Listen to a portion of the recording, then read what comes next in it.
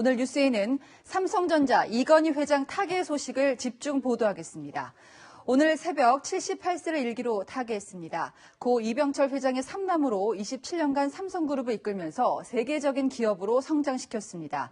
조용히 가족장으로 치르겠다며 조문도 사양한다고 삼성 측은 밝혔습니다. 먼저 이상현 기자입니다. 이건희 삼성전자 회장이 오늘 새벽 78세를 일기로 서울 일원동 삼성의료원에서 숨을 거뒀습니다. 급성 심근경색으로 쓰러져 입원한 지 6년 5개월 만입니다. 부인인 홍라희 여사와 아들 이재용 부회장 등 가족들이 임종을 지켜본 걸로 알려졌습니다. 이 회장은 지난 2014년 5월 서울 용산구 이태원동 자택에서 쓰러졌습니다. 이후 심폐소생술을 받고 위기를 넘겼지만 수술 후유증 등으로 장기간 병상 생활을 이어왔습니다. 이 회장은 1942년 대구에서 고 이병철 삼성그룹 창업주의 3남 5녀 중 7째이자 셋째 아들로 태어났습니다. 신세계그룹 이명희 회장이 유일한 동생입니다. 이 회장은 부친이 별세한 1987년 삼성그룹 총수 자리에 올랐습니다. 이 순간이 우리들 자신과 국가 그리고 인류 사회의 발전을 다짐하는 자리임을 생각할 때 삼성을 세계적인 초인류 기업으로 성장시킨 것입니다. 이 회장이 취임한 1987년 9천억 원이던 삼성의 시가총액은 이 회장이 쓰러진 2014년 318조로 350배를 기록했고 자산은 8조 원에서 575조 원으로 70배 넘게 늘며 세계 1위 자리를 공고히 했습니다. 이 회장은 지난 2008년 삼성 비자금 사건으로 기소되면서 회장직에서 물러난 뒤 특별 사면을 받아 2010년 복귀했지만 2014년 입원한 이후에는 경영 일선으로 돌아오지 못했습니다. 채널A 뉴스 이상현입니다. 이건희 회장은 향년 78세로 영면에 들기 전까지 삼성 서울병원에서 투병을 해왔습니다. 자, 지금 이곳에 빈소가 차려졌습니다. 현장으로 가보겠습니다. 자, 권솔 기자, 빈소가 예상보다는 늦게 차려졌는데요. 상주인 이재용 삼성전자 부회장도 도착을 했다고요. 네, 그렇습니다. 상주인 이재용 삼성전자 부회장은 조금 전인 오후 5시쯤 빈소가 차려진 이곳 삼성서울병원 장례식장에 도착했습니다. 검은 정장에 마스크 차림인 이재용 부회장은 두 자녀와 함께 빈소로 들어섰는데요. 홍라희 여사와 이부진 호텔신라 사장 등 다른 친인척들도 빈소에 속속 도착해서 조문객을 맞을 채비를 하고 있습니다. 이건희 회장의 별세 소식이 전해지자 빈소가 정식 개장하기 전부터 재계 인사들의 조문 행렬이 이어졌는데요. 빈소에는 문재인 대통령이 보낸 조화가 도착했고 정몽윤 현대해상 회장과 정몽규 HDC 회장 등도 조문을 하고 돌아갔습니다. 재계 총수 가운데 제일 먼저 빈소를 찾은 이재현 CJ그룹 회장은 고인의 조카이기도 한데요. 1시간 반 정도 빈소에 머문 이재현 회장은 국가 경제에 큰 업적을 남긴 위대하고 자랑스러운 작은 아버지가 하늘에서 편히 쉬시길 바란다는 메시지를 남겼습니다. 전국경제인연합회와 한국경영자총협회, 대한상의 등 쟁회에서도 일제히 입장문을 내고 삼성을 초인류 기업으로 성장시키고 대한민국 경제를 선진국 반열에 올려놓은 재계 최고의 리더의 별세에 깊은 애도를 표했습니다. 예, 가족장으로 치르겠다고 했습니다만은 앞으로 장례 일정이라는 게 어떻게 되는지도 궁금한데요. 네, 현재 빈소는 이곳 삼성서울병원 장례식장 지하 2층 4개 호실을 모두 합쳐서 차려졌습니다. 유족들이나 삼성 측에서 정확한 장례 일정을 공개하지는 않았는데요. 현재까지는 사흘장을 치르고 오는 수요일 28일에 발인을 할 가능성이 높은 것으로 알려졌습니다. 현재 빈소에는 일반 조문객 등의 입장을 통제한 채 유가족과 친인척 등만 출입하고 있습니다. 삼성그룹 사장당의 조문도 내일 오전 10시 이후로 일정이 잡힌 걸로 알려졌습니다. 앞서 삼성과 유족 측은 고인의 뜻에 따라서 장례는 간소하게 가족장으로 치르고 조화와 조문은 정중히 사양한다는 입장을 밝혔습니다. 지금까지 삼성서울병원에서 전해드렸습니다. 세 번째 아들로 그룹을 물려받은 이건희 회장은 삼성을 세계적인 기업으로 키워냈습니다. 중요한 국면마다 어떻게 승부사 기질을 발휘했는지 김철중 기자가 주요 장면을 돌아봤습니다. 이건희 삼성전자 회장이 삼성그룹 부회장에 오른 건 지난 1979년. 삼남인 이건희 회장이 첫째 형 맹희, 둘째 형 창희 씨를 제치고 삼성그룹의 후계자로 임명된 겁니다. 45세의 나이로 회장에 취임한 뒤에는 곧바로 삼성그룹의 체질 개선에 돌입합니다. 제2 창업을 엄숙히 선언합니다. 그것은 삼성의 체질을 더욱 굳세게 다져 세계 초인류 기업으로 키워나가고 당시 삼성은 미국, 일본 회사의 제품을 모방하기에 급급한 추격자 처지였습니다. 삼성전자 공장에서 작업자가 불량 부품을 칼로 대충 깎아 완성품을 조립했다는 사실이 알려지기도 했습니다. 만 5년 몇 개월간 계속 불량 안 된다. 모든 것을 양을 없애버리고 질을 향해라. 이 회장은 삼성 임직원들을 향해 뼈를 깎는 변화를 주문합니다. 독일 프랑크푸르트에서 임직원을 상대로 한 신경영선언은 국내 시장에 안주해온 타성을 벗어던지고 세계 무대에서의 경쟁력을 길러야 한다는 절박함이 배경이 됐습니다. 바꾸려면 철저히 바꿔. 극단적으로 얘기해. 농담이 아니야. 마누라 자식 빼는 거 다 바꿔봐. 초인류 품질이라는 포기할 수 없는 목표를 위해 휴대전화 화형식이라는 충격요법도 마다하지 않았습니다. 1995년 삼성전자 구미사업장에서 임직원들이 지켜보는 가운데 불량 휴대전화 10만 대 등을 불태우게 한 겁니다. 최고가 아니면 글로벌 시장에서 살아남을 수 없다는 메시지를 새기려는 의도였습니다. 96년에 일찌감치 기업의 미래 경쟁력으로 디자인을 꼽고 마케팅과 브랜드 등 모든 분야에 걸쳐 디자인 혁명에 나섰습니다. 2008년 삼성 특검으로 경영 일선에서 물러났다가 2010년 복귀한 뒤에는 삼성의 미래를 구상하는 데 몰두했습니다. 앞서가는 일본과 뒤쫓아오는 중국 틈에서 샌드위치가 될 수 있다는 위기의식은 조직 전체에 끊임없는 혁신 요구로 이어졌습니다. 항상 위기의식을 가져야 된다. 그래서 더 열심히 뛰고 더 사물을 깊게 보고 멀리 보고 연구를 해야 된다.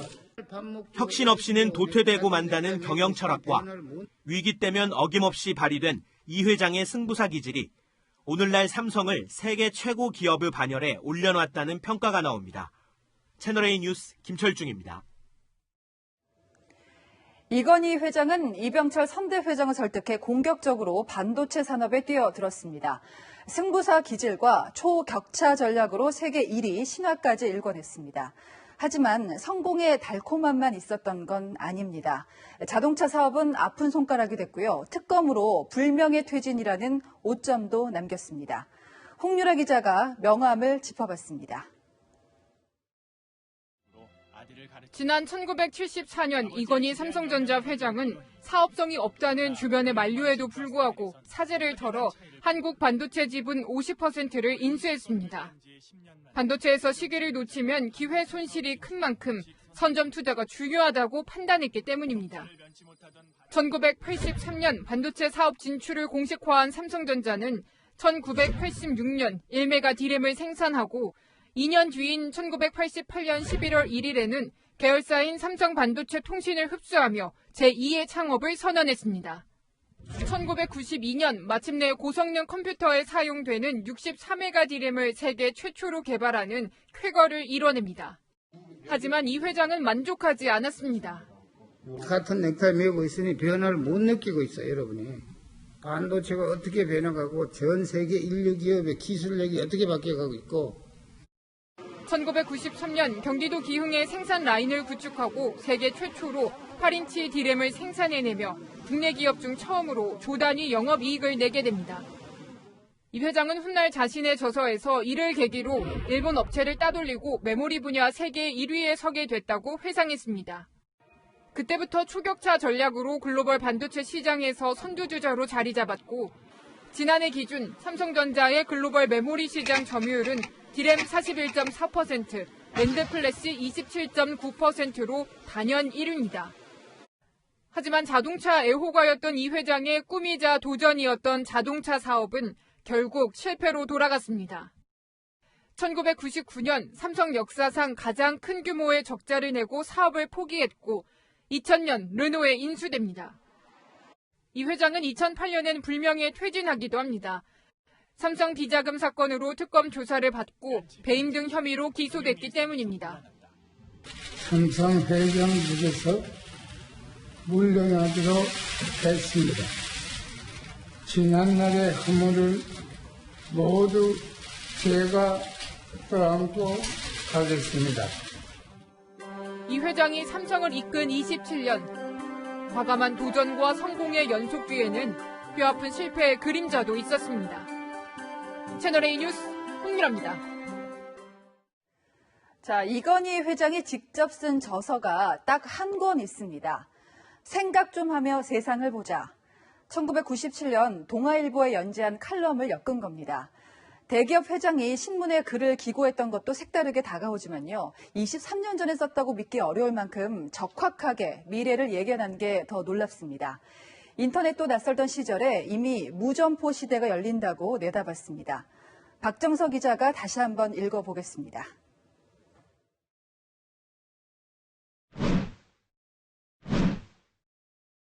이건희 회장은 지난 1997년 동아일보에 연재한 칼럼에서 무점포 시대를 예고했습니다.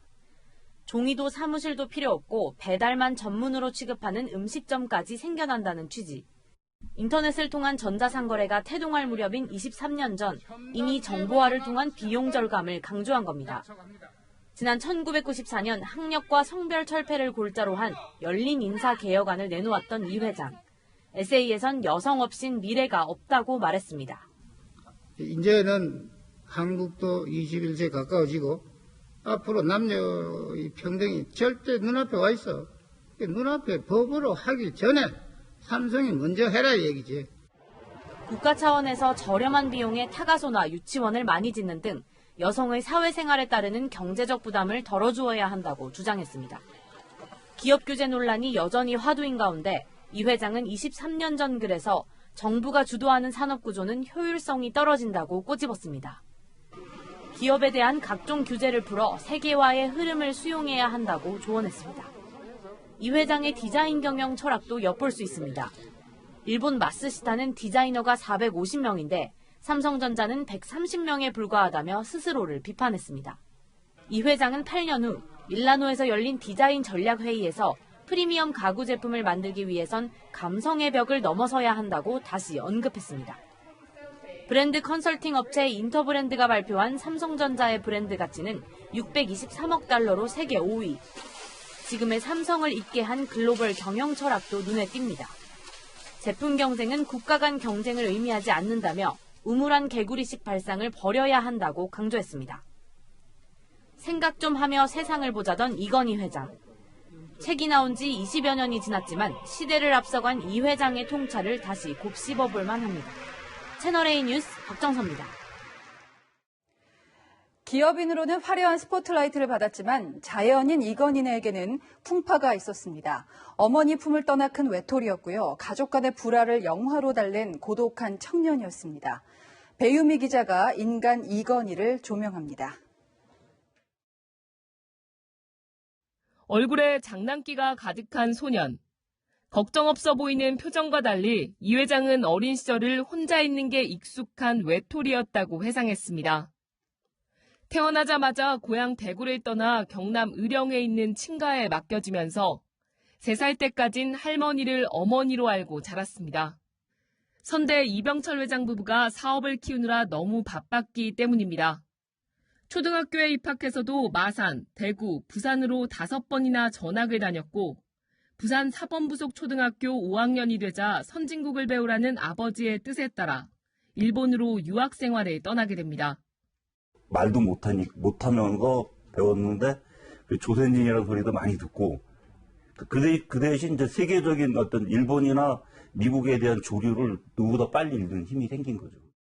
유별난 반려견 사랑도 이때 외로움을 극복하다 생긴 겁니다. 이 회장은 혼자 있다 보니 개가 좋은 친구가 됐고 사람과 동물 간에도 심적 대화가 가능하다는 것을 그때 알았다고 말하기도 했습니다. 영화에 심취해 일본 유학 3년간 1,300편 이상을 보기도 했습니다. 기업인으로서는 승승장구했지만 가족관계에선 풍파가 많았습니다. 맏형인 이맹희 전 제일비료 회장과는 2012년 상속재산을 놓고 법정 다툼을 벌였습니다. 아버지인 이병철 회장의 상속재산을 두고 이맹희 전 회장과 누나인 이숙희 씨가 잇따라 소송을 제기한 겁니다. 이맹희 씨가 감히 나보고 건의 할 상대가 아니. 날 쳐다보고 바로 내 얼굴을 못 보던 양반이라고. 미국에 유학 중이던 막내딸 윤영 씨를 지난 2005년 먼저 떠나보내는 아픔을 겪기도 했습니다. 외로운 소년에서 한국을 대표하는 기업인으로 남은 이건희 회장. 영광과 외로움, 고통과 환희가 교차했던 삶이었습니다. 채널A 뉴스 배유미입니다. 이제 관심은 아들 이재용 부회장이 이끄는 삼성 어떻게 달라질까겠죠. 이건희 회장이 투병한 지 오래라서 바로 달라질 점은 없습니다만 당장 국정농단 재판에 지배구조를 둘러싼 잡음 또 10조 원에 이르는 상속세까지 풀어갈 과제가 만만치 않습니다. 황규락 기자입니다. 2014년 5월 고 이건희 회장이 심근경색으로 쓰러진 이후 사실상 삼성을 이끌어온 이재용 부회장.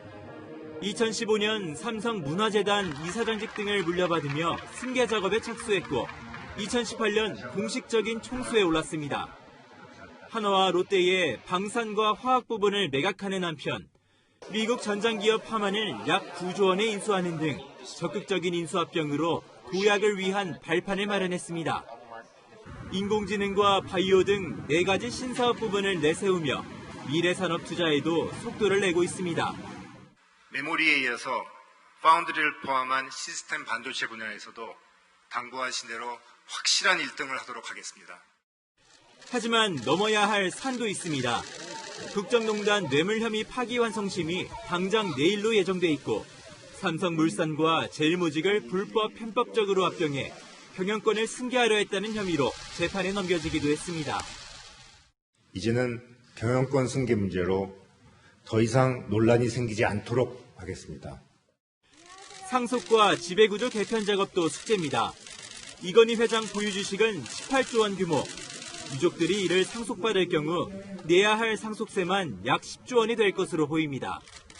이 부회장은 재판 중에도 최근 네덜란드와 베트남을 방문해 현장 경영의 폭을 넓히며 코로나19로 인한 경기 침체 속에서 기대를 웃도는 실적을 내고 있습니다.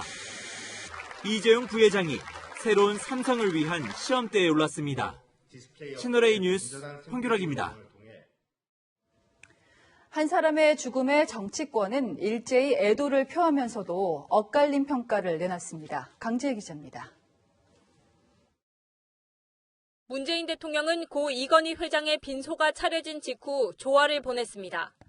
청와대에서는 노영민 비서실장과 이호승 경제수석이 조문하기로 했고 유족과 시점을 조율 중입니다. 강민석 청와대 대변인은 문 대통령의 메시지가 유족에게 구두로 전달될 것이라고 밝혔습니다. 정치권에서 애도의 물결이 이어졌지만 평가는 엇갈렸습니다. 더불어민주당은 이 회장의 공과를 모두 언급했습니다. 이낙연 대표는 SNS에 고인께서는 고비마다 혁신의 리더십으로 변화를 이끌었다면서도 재벌 중심 경제구조 강화, 노조 불인정 등 부정적 영향을 끼친 점도 부인할 수 없다고 적었습니다. 삼성은 초인류 기업을 표방했지만 이를 위한 과정은 때때로 초법적이었습니다. 정의당은 이 회장이 정경유착과 무노조 경영 등 어두운 역사를 남겼다며 조문을 가지 않을 계획이라고 밝혔습니다. 이제 어두운 역사의 그림자를 지우고 재벌 개혁을 자임하는 국민 속의 삼성이 되길 바랍니다. 반면 국민의힘은 공적의 방점을 찍었습니다. 주호영 원내대표는 대한민국의 위상까지 세계 속에 우뚝 세운 이건희 회장의 기업사를 후대가 기억할 것이라고 평가했습니다. 마누라 자식 빼놓고 모두 바꿔라라는 혁신의 마인드는 분야를 막론하고 귀감이 되었습니다. 안철수 국민의당 대표는 고인의 도전과 혁신 정신을 미래 먹거리 창출을 위한 귀감으로 삼겠다고 했습니다. 채널A 뉴스 강지입니다. 네, 이건희 회장의 별세 소식을 주요 외신들도 긴급 뉴스로 보도했습니다. 경제 대통령이라는 수식어까지 붙이면서 리더십을 높게 평가했습니다. 박수유 기자입니다. 값싼 TV와 불량 전자레인지를 파는 회사. 뉴욕타임스는 이건희 삼성전자 회장이 취임한 1987년의 삼성을 이렇게 평가했습니다. 하지만 이 회장이 기술 사다리를 끈질기게 밀어올려 삼성은 일본과 미국의 라이벌들을 제치고 선도자가 됐다고 강조했습니다. AP통신도 이 회장이 삼성을 글로벌 가전제품 거인으로 변화시켰다고 전했습니다. 실제로 삼성은 2006년 글로벌 TV 시장에서 일본 소니를 제치고 1위에 올랐고 현재 시가총액도 3.5배나 커졌습니다. 스마트폰 판매에서도 애플을 따라잡고 전 세계 1위에 올라 있는 건 이 회장의 혁신 성과로 평가받고 있습니다. 다만 일부 외신들은 한국에서 재벌로 불리는 가족 소유 기업들이 영향력을 유지하기 위해 미심적인 면들을 보여주기도 했다는 평가도 덧붙였습니다.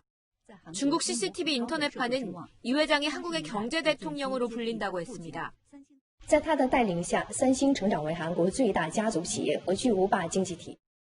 중국 최대 포털 사이트에서는 이 회장 사망 소식이 검색 순위 2위에 올랐고 소셜미디어 웨이보에서도 화제에 오를 정도로 누리꾼들의 관심을 끌었습니다. 일본 언론들은 이 회장이 소년 시절 일본에서 거주했고 사립명문 와세다 대학을 졸업했다며 일본과의 인연을 강조했습니다. NHK는 이 회장을 한국의 대표적인 카리스마 경영자로 꼽아 눈길을 끌었습니다. 채널A 뉴스 박수희입니다. 네, 이건희 회장 관련 소식을 경제정책산업부의 조현성 기자와 함께 더 자세하게 알아보겠습니다.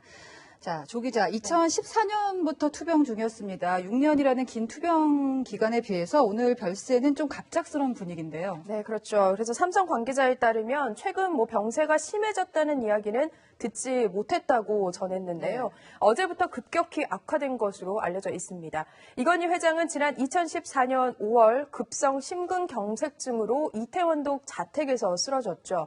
이후 신장혈관 확장술인 이 스텐트 삽입 수술을 받고 위기 상황을 일단은 넘깁니다. 네. 이후 장기 입원 치료를 받으면서 회복세에 접어들었다라고 언론에 계속 보도되기도 했었는데요. 결국 병상을 털고 일어나지는 못한 건데 오늘 새벽 관계자에 따르면 이재용 부회장을 비롯한 직계 가족들이 임종을 지켰다고 합니다. 또 삼성 임직원들은 온라인 추모관을 통해서 조용히 애도하고 있는 분위기입니다. 저희가 앞서 보도도 했습니다만은 예전에는 동아일보에 칼럼을 연재한다든지 TV 인터뷰도 했습니다만 전체적으로는 외향적인 느낌은 아니었어요. 그래서 뉴스위크지 같은 곳에서는 은둔의 경영자다 이런 별칭까지 붙였었죠. 네, 말씀하신 대로 원래 말수도 없는 것으로 전해지고 있고요. 여러 사람과 어울리기보다는 혼자 어딘가에 몰입하는 걸 좋아하는 스타일이었습니다. 네. 그래서 사업가보다는 예술가나 과학자가 어울린다는 평이 있기도 했는데요. 이 아버지 고 이병철 회장은 현장에서 직접 꼼꼼하게 지시하는 스타일이었거든요. 네. 근데 반면에 이건희 회장은 큰 흐름만 제시를 하고 실무자에게 맡기는 스타일, 그러니까 정반대라고 볼 수 있겠죠. 이런 성격은 윤영기 시절과 조금 연관이 될 수 있겠다라는 생각이 듭니다. 조용한 성격이 윤영기에서 왔다고 말씀을 하셨는데 그 윤영기가 보통 우리가 부모 손길을 받고 자라나는 그런 그렇죠. 평범한 시절과는 좀 다르더라고요. 네, 그렇습니다. 한마디로 표현하자면 외로운 윤영기였다. 이렇게 표현을 하겠는데요. 이건희 회장은 3살까지 경남 의령 할머니 밑에서 자라게 됩니다. 다시 가족에게 와서도 한국전쟁으로 옮겨 다니다가 이 외국을 먼저 알아야 한다며 초등학교 5학년, 굉장히 어릴 때죠. 일본 유학길에 오릅니다. 나이도 어리고 당시 분위기를 상상만 해봐도 적응이 쉽지 않았겠죠. 안 그래도 말이 없는 성격인데 혼자만의 시간이 많아지면서 영화나 조립 등에 집중을 하게 되는 겁니다. 그러니까 한 개인으로서는 굉장히 외롭고 고독한 시간이었지만 또 다른 측면에서는 경영에 도움이 된 면도 있어요. 결과적으로는 그랬다고 볼 수 있겠죠. 네, 유학 시절 3년 동안 이 1,300여 편의 영화를 봤다고 하는데 이유는 외로움을 달래기 위해서였다고 합니다. 이때 인물의 성향, 또 카메라샷, 카메라맨 등 이 다양한 관점에서 이입을 하면서 봤기 때문에 여기서 입체적 사고를 배웠다고 하는데요. 이건희 회장은 또 조립하는 걸 앞서 말씀드렸지만 좋아했었거든요. 그래서 신제품이 나오면 직접 써보고 분석을 해서 만약 의문점이 생겼다 싶으면 바로 담당자에게 직접 전화를 해서 이 과정을 거쳐서 결국에는 제품의 완성도를 높이게 되는 거죠. 뭐 불량 제품이 있다는 보고를 받고 10만 대라는 이 엄청난 양, 이 유명한 일화죠. 무선 전화기 등을 불태워버리는 이 과감한 선택이 대표적이라고 볼 수 있습니다. 지금 종합을 해보면 영화 보는 것도 그렇고 뭐 기계를 분해해 본다든지 뭔가 좀 공학도처럼 분석하고 분해하는 것을 좀 즐겼다는 생각도 들고요. 그리고 당시 사회 분위기를 보면 이건희 회장이 뭐 장남도 아니고 둘째도 아니고 셋째예요. 그러니까 처음부터 후계자로 지목되는 분위기는 아니었거든요. 네, 그렇습니다. 이건희 회장은 장자 상속이라는 통념을 깬 인물로 말할 수 있겠는데요. 이 장남 이맹희 전 제1비로 회장이 사카린 밀수 사건 등으로 아버지의 신임을 잃게 되거든요. 그러면서 동양방송 이사였던 이건희 회장이 후계자로 거론이 됩니다. 고 이병철 회장의 호암 자전에는 이런 글이 있습니다. 이 준비를 했는데요. 장남 맹희에게 맡겨봤는데 이 6개월도 못 가 혼란이다. 반면에 이건희 회장에 대해서는 고생스러움을 알기에 언론사만 맡았으면 하는데 뭐 본인이 원한다면 이라며 이 바뀐 마음을 회고하기도 했습니다. 그래서 이제 형 이맹희 씨와는 마지막에 좀 분쟁도 겪고 그랬는데요. 사실 이건희 회장의 재산이 천문학적인 액수로 알려져 있습니다. 이 재산을 어떻게 할 것인가도 관심사입니다. 네, 일단 주식 보유액만 23일 기준으로요. 18조 원이 넘습니다. 주식만? 네, 이런저런 공제를 받는다 해도 유족들이 이를 상속받는다면 내야 할 상속세는 10조 원이 넘게 되는 건데요. 일각에서는 뭐 일부 사회에 환원하는 방안도 있고요. 또 상속세를 5년에 걸쳐서 분할해서 내는 이른바 연부 연납 방식도 거론이 되고 있습니다. 이 타기업 경우를 좀 비교를 해보면요. 구광모 LG그룹 회장은 고 구본무 회장에게 물려받은 재산에 대해서 이미 상속세 9천억 원을 넘게 연부 연납으로 내고 있습니다. 당시에 9천억 원도 상당히 많다고 생각했는데 이제 최소 10조 원으로 예상이 되고 있고요. 조윤선 기자는 전문가와 함께 뉴스 말미에 다시 만나도록 하겠습니다.